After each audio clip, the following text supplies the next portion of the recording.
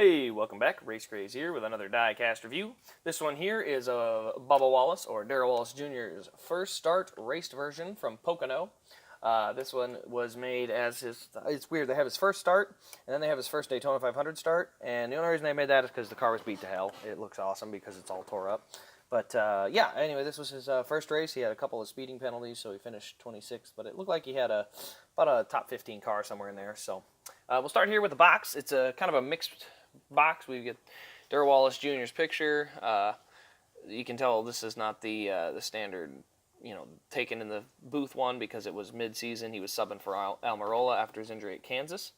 And it's the 2017 Smithfield. It doesn't show anything. It doesn't say raced version or anything, but it is a raced version. It says over here it's Smithfield first start, one of 541.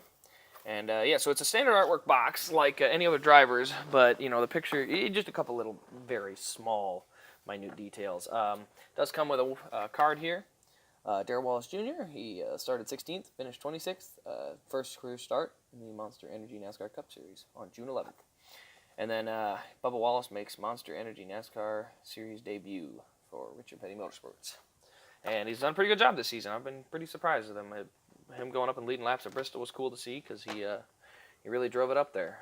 Really, he didn't just luck into it or pit strategy or something. I mean, he drove up, he took the lead, and he was leading. So kind of cool to see. So start on the diecast here. Down the left side, we've got some rubber marks here. The tire's a little kind of wore up and torn up, which is good. I like a car with a little bit of marking on it. It does have Almirola on the name rail and on the back window, and that's just because when the driver usually gets hurt or is out for a non-suspension type incident, they usually leave his name on stuff on the car, just like Junior a couple years ago with Bowman and Gordon subbing. And then here we go, we got Fueled by Bacon, always a fun one, and then nice yellow rookie stripes. Then we got Nathan's famous, I think it's hot dogs is what they are. Almirola on the back window, and this is DIN 322. Now this one also has the functioning roof flaps like so. And pop this, yeah, this is a Ford, so popping the deck wood's always a little bit of fun. There we got it.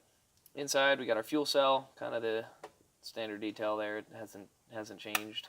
The other thing we do have on here is we got our hinges here on the roof. That's what I was trying to say. The roof here, we've got the Smithfield logos around the camera because it was an onboard that day. So they do put those logos on there. So down the right side, got a little bit of chewed up there. The tire looks good though, just some rubber marks from the standard racing that goes on out on the track. 43, Almirola there, and then Monster Energy NASCAR Cup Series and other details there. So on to the front. This is where we got a little bit of rubber buildup just from racing. I mean, you're racing all the way around the pack and all this stuff like that, so you're going to get some of this, which is great. It's not a super clean car, which is good. It's got some race versions to it, some racing marks and some rubber marks and dirt and all that. We got Monster Energy banner up there, cut to a specific size with the windshield tear-off triangles in the corners. Now, under the hood, I always gotta love Ford. Ford hoods are some of the weirder ones we get on diecast. They're kind of hard to get. They do fit flush. I'll give them props there. The hoods on these and the Toyotas fit very flush compared to the Chevy. This one actually has some of the better engine detailing in terms of paint. Inside there you can see individual plug wires. Again, not actual wires, they're just painted on. But, it looks pretty good. I just wish they would change a little bit up here in the front where it's just a black box, and a little more detail there would be great. But all in all, can't really... I can always complain. I can find a way to complain, but it's a great diecast. I can't fault him on that. So it's a great diecast. Definitely a cool one to have in a collection with his first start, and it looks like he's performing pretty well. So I hope he's going to have a first win coming up here soon because that'd be a fun one. But I'll be heading to Kansas, and I've been saying it in all my videos. I want to try and get this one signed when I get there in Kansas, and it is something I want to do. But he is racing the truck race on Friday night, so.